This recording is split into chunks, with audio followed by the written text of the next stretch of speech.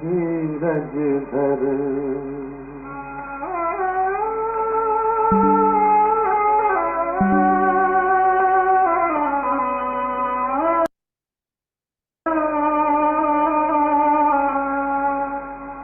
धीरज धर मनुआ धीरज धर, तेरे सुख के भरे दिन आएंगे।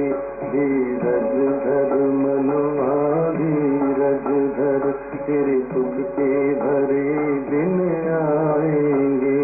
तकदीर का सूरज चमकेगा, गम के बादल हट जाएंगे। धीरज धर मनुआ धीरज धर।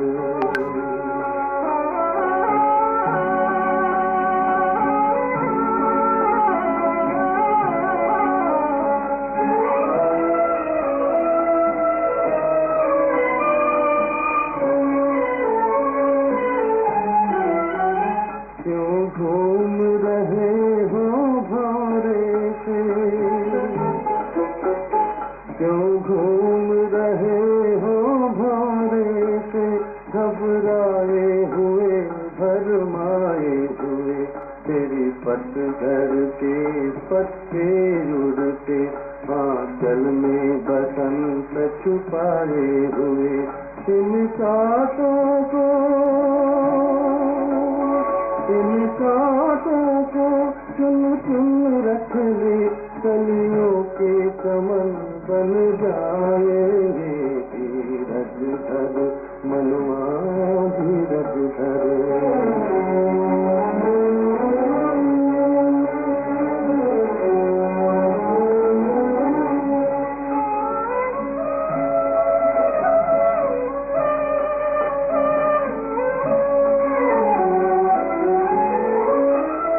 सागर की तरंगे टकरा के स्वयं ही डूबेंगी।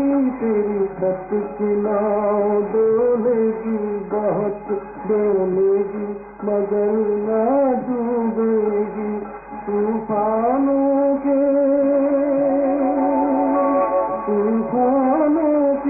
झोंके ही तेरी नैया को किनारे लगाएंगे। धीरज धर मनुआ धीरज धर, तेरे सुख के भरे दिन आएंगे। तकदीर का सूरज चमकेगा, गम के बादल हट जाएंगे। धीरज धर मनुआ धीरज धर।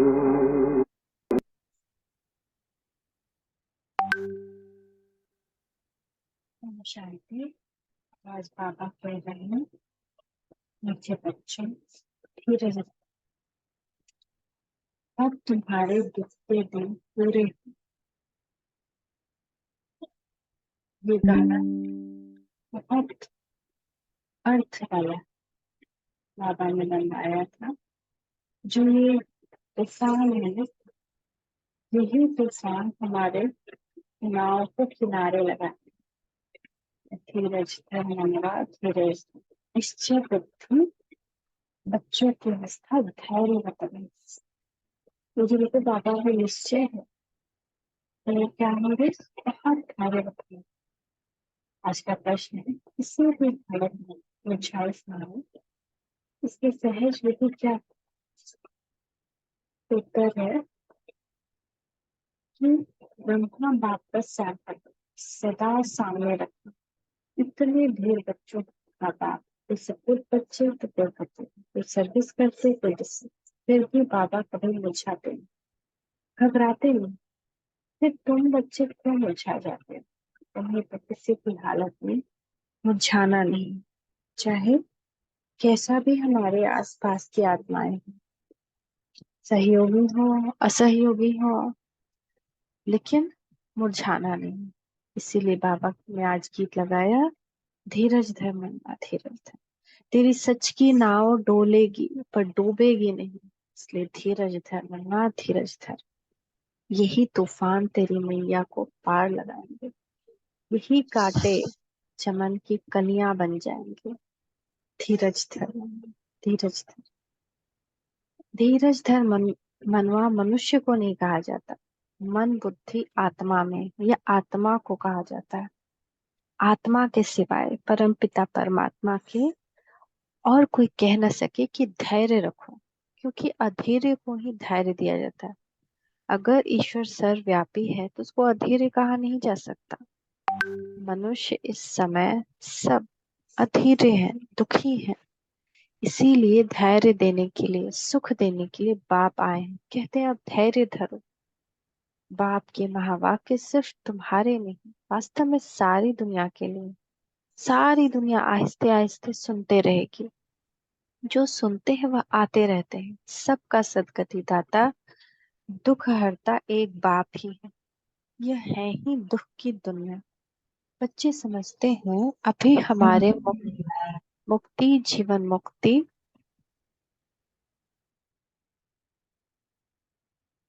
के दिन व कलयुग पतित दुनिया से छुटकारा पाने के दिन अब आ ही गए। वो दिन ही आए हैं ना, तब तो बाबा आए ना कि हम मुक्ति, जीवन मुक्ति, इस कलयुग पतित दुनिया से छुटकारा दिलाए।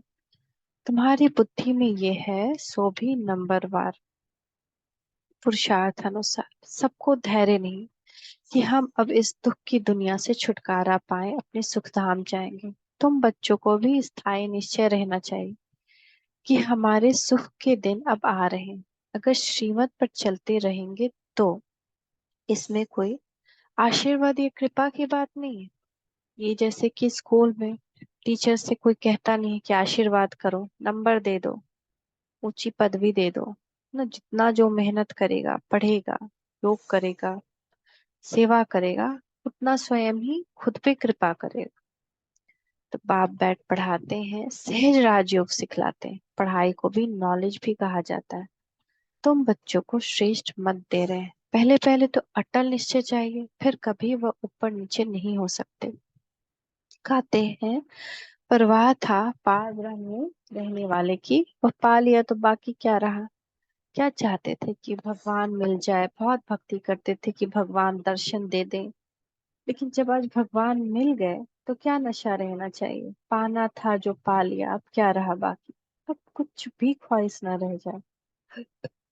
तो यह निश्चय, उस बाप से स्वर्ग का वर्षा मिलना है तो धैर्य पहले ही स्थायी मिल जाता है। यह है अविनाशी धैर्य।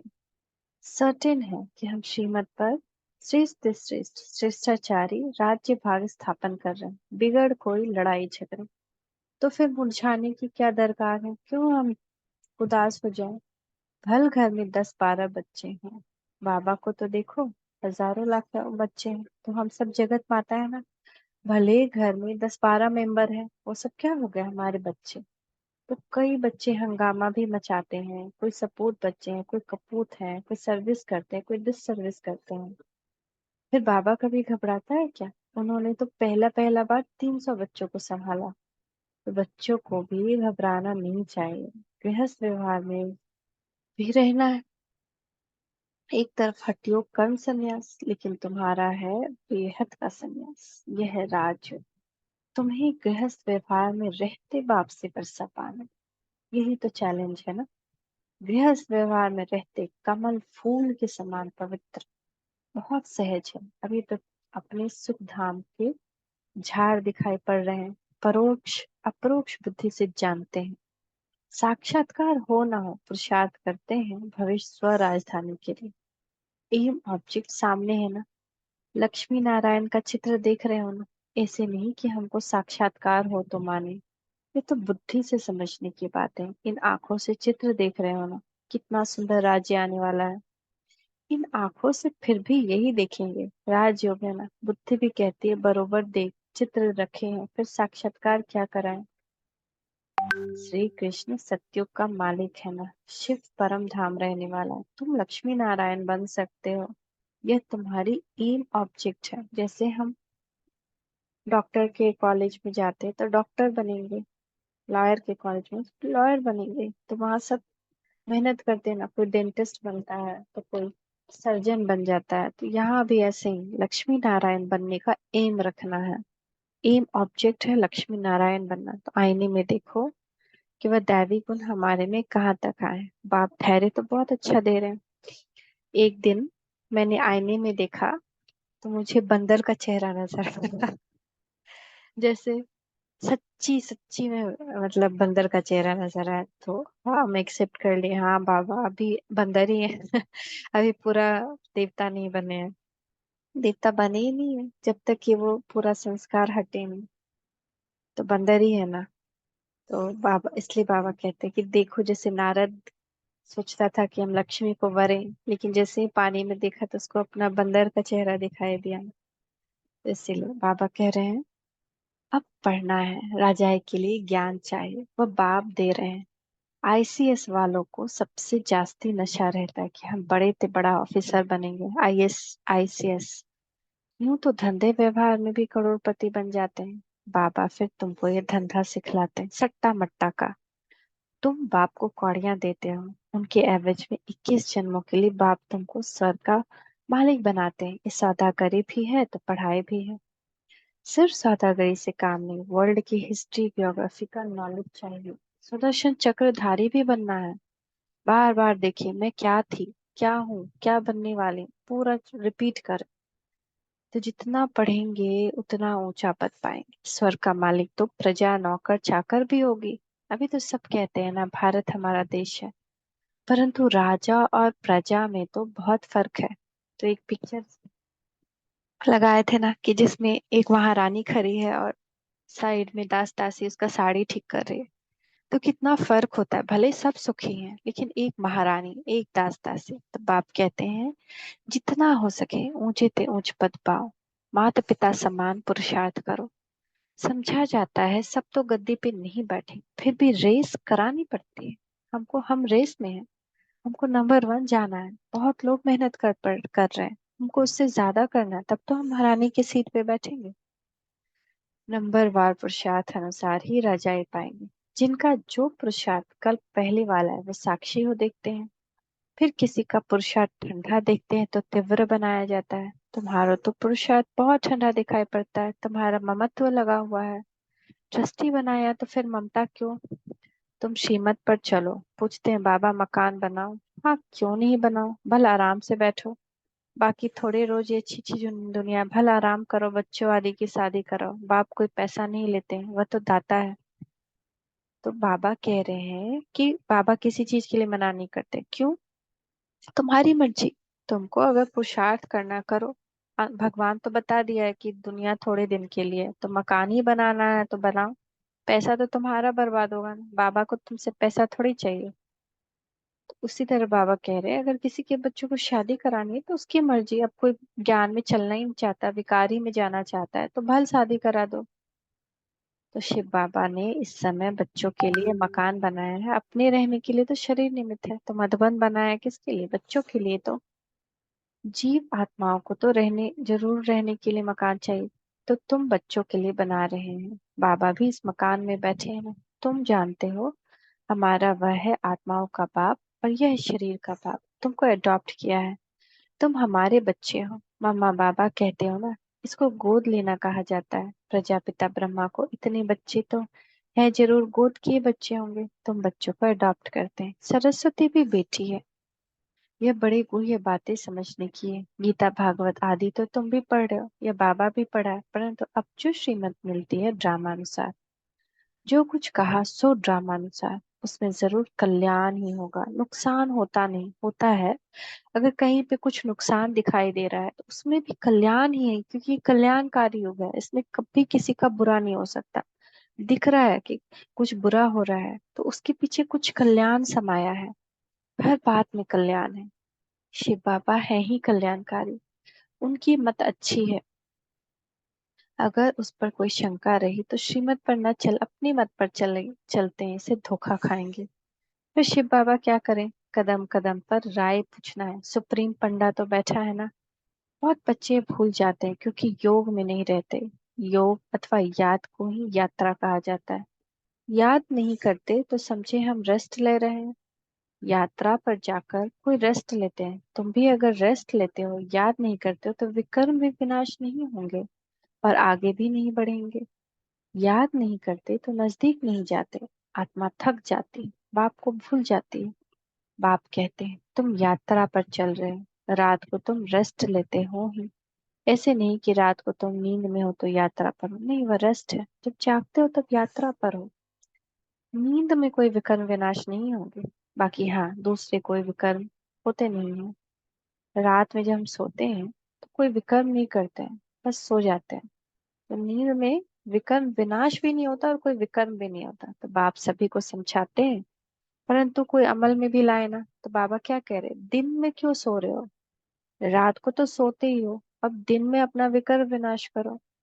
रात में जो तुम अगर सो रहे हो दिन में, तो तुम रेस्ट ले रहे हो। तो रेस्ट ले रहे हो से तुम्हारे विकर्म विनाश नहीं होंगे, आगे नहीं बढ़ोगे। तो रात तो है ही सोने के लिए, उस समय तो सोते ही हो। तो बाप सभी बातें समझाते, परंतु कोई अमल में भी जब लाए, ढेर पॉइंट्स बतलाते रहते हैं।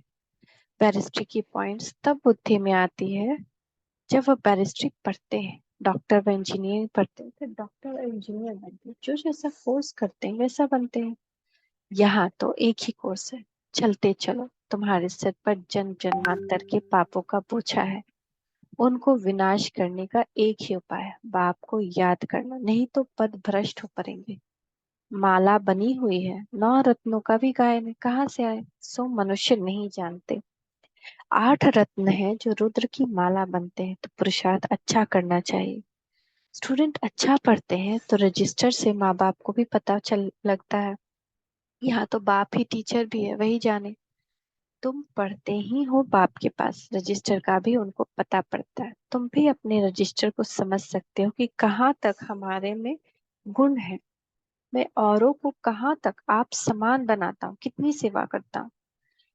इतनी ताकत है जो कोई सामने देखे और उनका शरीर भुला दे। तो जितना योग का ताकत आएगा, वो पल आएगा जैसे ही हमको कोई सामने से देखेगा, अशरीरी हो जाएगा, योग युक्त हो जाएगा, परम धाम पहुंच जाएगा। तो कहा जाता है हिम्मत मर्दा मदद खुदा। तो करो तो हिम्मत, बाप मदद करेंगे। आप बहुत मदद देते हैं, तुम भी मदद देते हो योग की। जब हम मदद कर योग में बैठते हैं तो हम मदद देते हैं। बाप को चाहिए ही पवित्रता की मदद, क्योंकि बाबा को दुनिया को पवित्र बनाना है। तो जब हम पवित्र बनते हैं तो बाबा को अपनी मदद की उंगली देते हैं, गोवर्धन उठाने के लिए, पवित्रता का गोवर्धन उठाने के लिए। तो उसका एवजा बाबा देता है। सारी पतित दुनिया को पावन बनाना है योग बल से। जितना जितना जो योग की मदद करें उतना बाबा खुश होंगे। ये बाबा के लिए मदद है, वह अपने लिए। तुम जितना पढ़ेंगे उतना पद पाएंगे, जितना याद करेंगे उतना मुझे पवित्रता की मदद करेंगे। मैं आया हूँ पतित को पावन बनाने, पावन दुनिया के लिए। पतित और पावन यहाँ ही बनते हैं। वह तो है निराकारी दुनिया, परम धाम तो निराकारी दुनिया है। गाते हैं पतित पावन आओ, समझते नहीं पावन दुनिया किसको कहा जाता है। सीता को रावण की जेल से दुख से छुड़ाया तो फिर सुख चाहिए। औरों को शांति बहुत मिलती है, सुख थोड़ा मिलता है। तुमको सुख भी बहुत मिलता है तो दुख भी बहुत मिलता है। हम सब कहाँ स्वर्ग के निवासी है ना। तो हम स्वर्ग में आते हैं तो कितना सुख देते हैं, देखते हैं। सब लोग सुख नहीं देखते हैं इतना, तो हम बहुत अधिक सुख देखते हैं, इसलिए अधिक दुख भी देखते हैं। लेकिन बाकी लोग शांति ज्यादा देखते हैं, परम धाम में रहते हैं। कलयुग में या द्वापर में आए तो वो स्वर्ग का सुख नहीं देखते। तो हम लोग कितने लकी हुए उनके एवज में। पिछाड़ी में जो आत्मा आती है थोड़ा पाठ बजाकर वापस चली जाती है, 1-2 जन्म भी लेते हैं। थोड़ा समय आया और यह गया। तुम्हारा तो 84 जन्मों का बात है, उनकी 1-2 जन्म की बात है। तुम 84 जन्मों को जानते हो। चक्र को जानने से चक्रवर्ती राजा बनते हैं, वह थोड़ी बन सकेंगे। उनके लिए यह ज्ञान नहीं है, यह ज्ञान तुम्हारे लिए जिन्होंने कल पहले भी ज्ञान लिया है। अब तुमको पुरुषार्थ करना, पुरुषार्थ का समय अब भी है और तुम्हारे लिए ही पुरुषार्थ की बात है। देवी देवता धन बहुत सुख देने वाला है, इतना सुख और कोई दे न सके।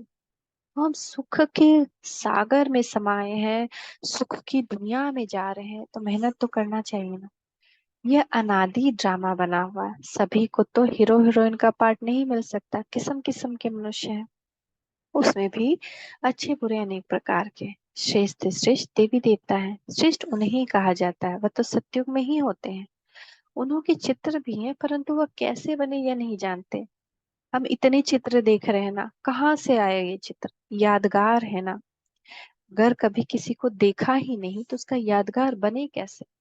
वही तो फिर कहते हैं श्री कृष्ण हाजिरा हुजूर है, भगवान भी हाजिरा हुजूर है। इन सब बातों को तुम बच्चे समझ गए हो। यह एम ऑब्जेक्ट बहुत अच्छी है समझाने के लिए। सबको निमंत्रण जरूर देना है, सबको चाय पे बुलाएं या फिर कैसे भी अखबार को से सबको निमंत्रण मिल रहा है। बाकी टाइम बहुत थोड़ा है। अब बच्चे अब तक बच्चे यात्रा करते करते थक जाते तो बैठ जाते, माया के तूफान सहन नहीं कर सकते।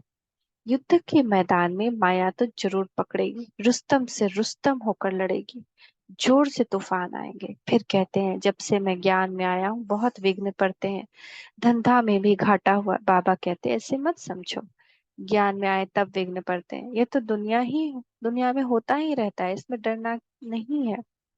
कभी चक्र की दशा, कभी राहु की दशा, कभी किसकी दशा बैठती ही रहती है, चलते चलते फां हो जाते हैं।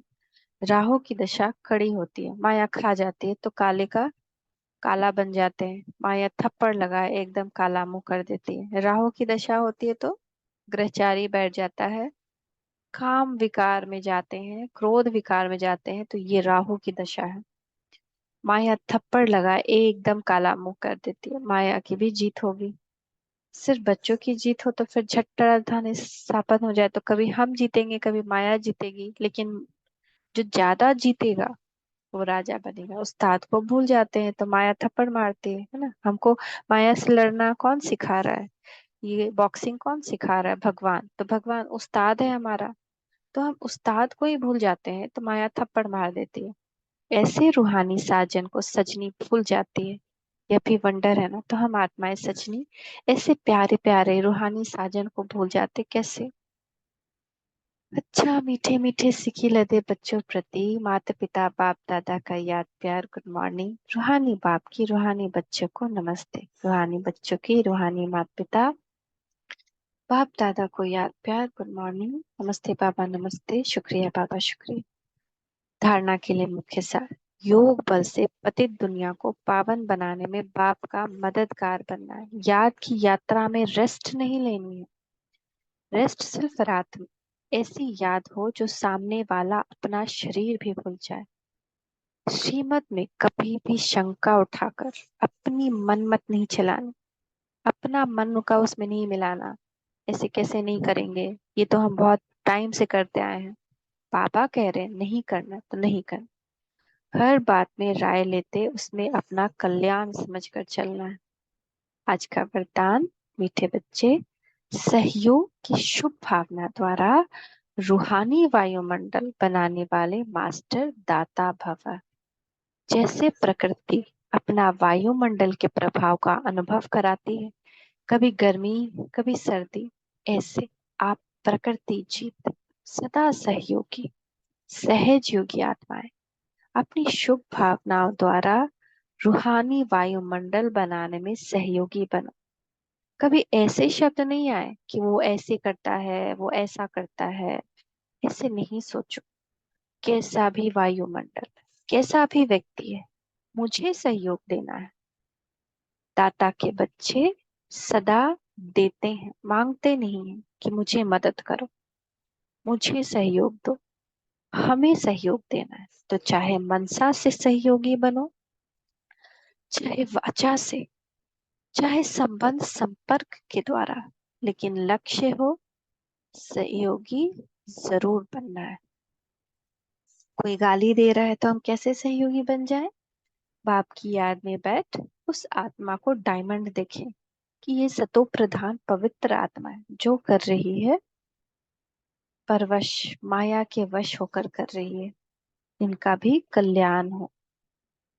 स्लोगन, इच्छा मात्रम अविद्या की स्थिति द्वारा सर्व की इच्छाओं को पूर्ण करना ही कामधेनु बनना है। अब वो टाइम नहीं कि हम अभी भी अपनी कई इच्छाएं रखें, ये हो जाए वो हो जाए वो हो जाए। अब इच्छा मात्रम अविद्या, इच्छा क्या होती है मालूम नहीं, पाना था जो पा लिया, अब कुछ न रहा बाकी। जब हम ऐसी स्थिति में आएंगे तो हम किसी भी की इच्छा को पूर्ण कर सकते हैं। कामधेनु बन सकते हैं। कामधेनु गाय कहा जाता है ना, कि उससे जो मांगे उसके सामने जाकर वो पूर्ण होता है, इसलिए उसकी पूजा करते हैं। तो इच्छा मात्र अविद्या की स्थिति द्वारा अपनी स्थिति को ऐसे हम बना लें तो सर्व इच्छाओं को पूर्ण करने वाले कामधेनु बन जाएंगे। शुक्रिया बाबा, शुक्रिया।